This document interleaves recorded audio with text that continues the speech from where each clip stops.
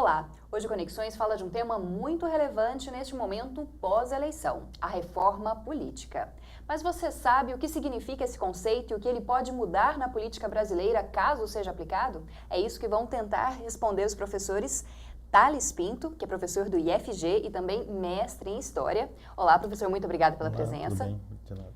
Bom, também o professor José Elias Domingos, que é mestre em Ciências Sociais e também professor do IFG. Obrigada pela presença, professor.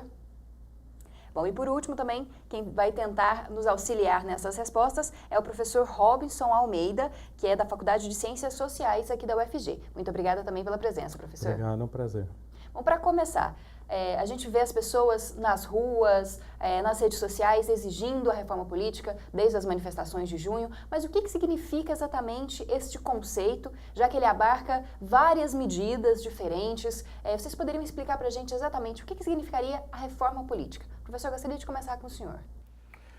Bom, a reforma política diz respeito, é um conceito genérico que diz respeito a possíveis mudanças em diferentes pontos das regras que regulamentam as relações políticas no Brasil, principalmente o sistema representativo. Como nós escolhemos os nossos representantes no parlamento, principalmente,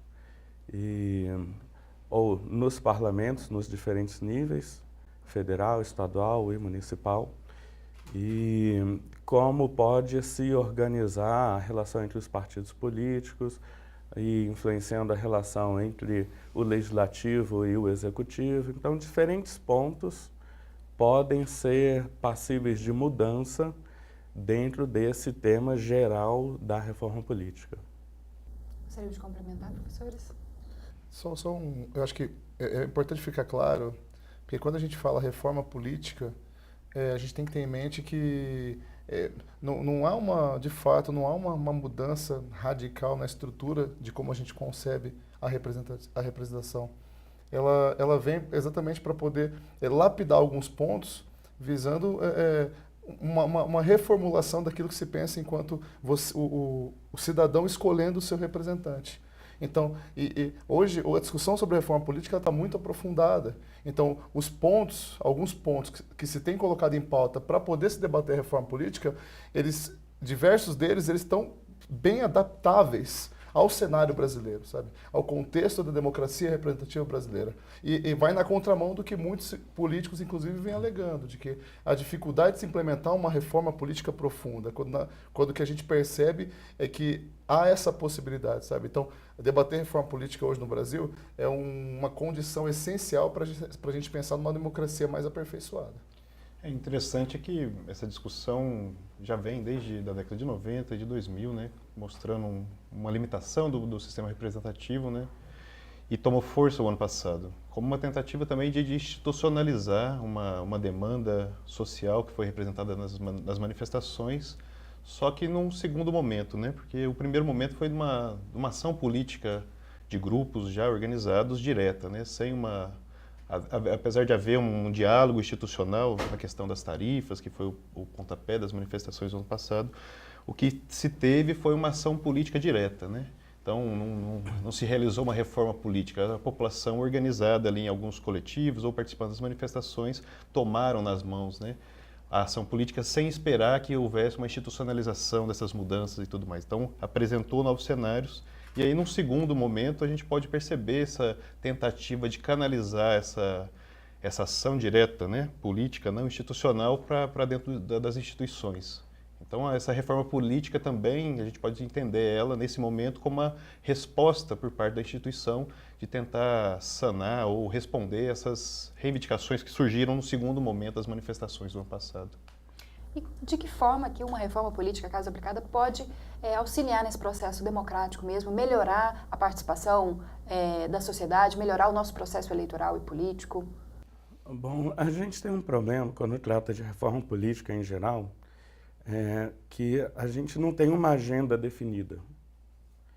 E, como o colega falou, desde a Constituinte, que se fala em reforma política, se pensa em reforma política. Os próprios constituintes, em 87, 88, já previram a possibilidade de mudar aquelas regras que eles próprios estavam colocando na Constituição, prevendo a revisão constitucional dentro de 5 anos, inclusive com plebiscito sobre sistema de governo, presidencialismo, parlamentarismo, etc.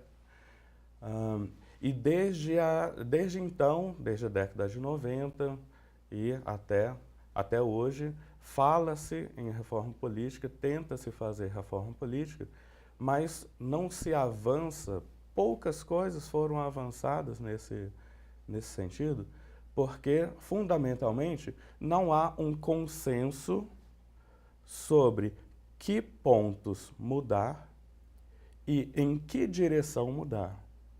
Então, me parece que hoje há um certo clamor, uma certa sensação, um certo clima de que nosso sistema tem inúmeras deficiências e precisa ser mudado, porém há diferentes receitas, diferentes agendas de mudança.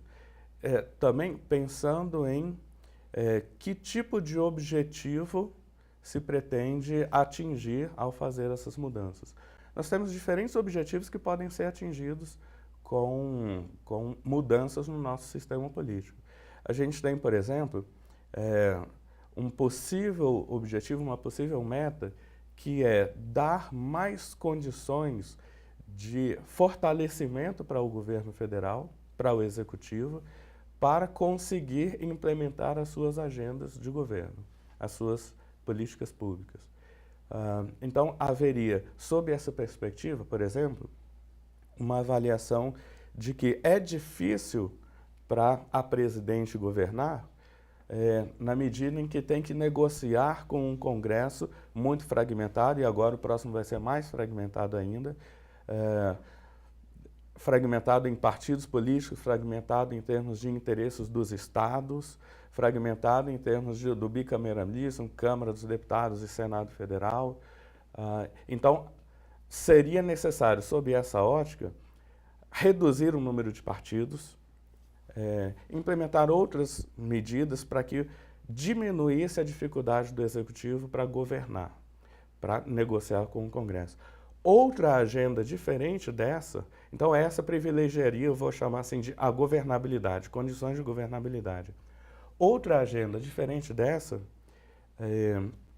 pensaria em não reduzir o número de partidos, por exemplo, mas deixar mais livre a organização dos partidos políticos, pensando em que a nossa sociedade é diversificada e as diferentes posições precisam estar igualmente representadas no Congresso Nacional e tal. Então, essa seria uma outra agenda que procuraria atingir um outro objetivo, que é deixar o nosso sistema mais flexível. A outra deixaria o sistema mais rígido e essa mais flexível, digamos assim. Então, é difícil a gente avançar, tem sido historicamente difícil a gente avançar em reformas mais profundas, como disse o colega, primeiro de tudo porque não há um consenso sobre o que queremos e o que devemos fazer para atingir esse objetivo que queremos. Então, você me perguntou qual o aperfeiçoamento que pode haver na reforma política, depende de qual reforma política estamos falando. Porque você já vê movimentos sociais, né, organizados tentando trazer essa discussão da participação popular, né, de criar instâncias de participação popular direta, que pode ser pensada, né, na ação da própria Presidência da República ao propor o decreto sobre o Plano Nacional de Participação Social, de criar instâncias consultivas aí, né, no qual o que o próprio governo chama de organizações da sociedade civil possa participar ativamente, apresentando propostas, mas não chegando a decidir, né. A questão é que isso seria uma alteração um pouco mais profunda do que é só a questão eleitoral, né, só as mudanças das regras eleitorais, o que tem causado um grande desgaste em frente ao governo federal, porque os partidos que estão no Congresso Nacional, a maior parte deles, não aceitam, né, esse tipo de proposta por conta do que eles colocam como perda, né, de poder representativo que se dá através dessa questão dessa estrutura partidária, dessa estrutura eleitoral e a exclusividade dessas decisões e desses debates serem feitos nessas câmaras, nos parlamentos, em todos os níveis. Então, tem uma proposta aí mais profunda de participação popular que vem sendo colocada e vem sendo pressionando também nessa discussão da reforma política no Brasil hoje. Que por enquanto foi barrada, né, infelizmente. Sim, só uma complementação, pegando no ensejo do que os colegas falaram. Debater, é por isso que eu falo que esse debate de reforma política, ele é um debate que ele não pode ser restrito ao Congresso Nacional, ele não pode ser restrito ao Senado Federal, não pode ser restrito sem que se haja uma ampliação no que concerne a participação em relação a plebiscito ou referendo. Isso é uma discussão também que dá para ser feita. Porque existem pontos que são muito polêmicos, e são pontos que são visíveis, são pontos que são concretos, passíveis de serem realizáveis, mesmo à mercê de conta, por exemplo, a cultura do voto no Brasil, que é a cultura de voto personalista. Uma das propostas da reforma política, por exemplo, o nosso sistema hoje de voto é um sistema de voto em lista aberta.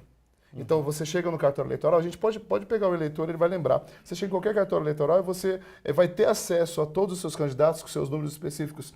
Existem propostas, inclusive o Partido dos Trabalhadores é um dos partidos que tem encampado essa proposta. Ironicamente, agora eles começaram, parece, a ferver isso de novo, né? É você dar mais poder para o partido de selecionar os candidatos que seriam aqueles que fariam a lista de pessoas a serem eleitas. Então, as pessoas seriam mais motivadas a votar no partido, não necessariamente no indivíduo.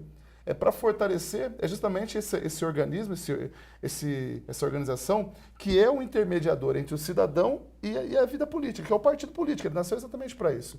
Então, uma das propostas de reforma política, por exemplo, é fazer o sistema de lista fechada, fechar a lista. Ora, você vai votar na legenda, e a legenda, a partir do momento que você deposita o voto na legenda, você confia no programa da legenda, você confia nas propostas da legenda.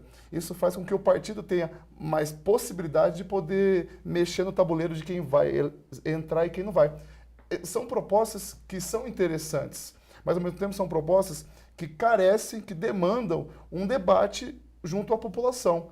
Seja ele por plebiscito ou por referendo. Esse debate ele tem que começar, ele já está sendo chamado, mas ele precisa cada vez mais ser fomentado, seja nos movimentos sociais, nos meios midiáticos, nas universidades, entendeu? É um debate que precisa ferver. Bom, a gente vai para um rápido intervalo e você continua conferindo esse debate a respeito da reforma política brasileira aqui no Conexões.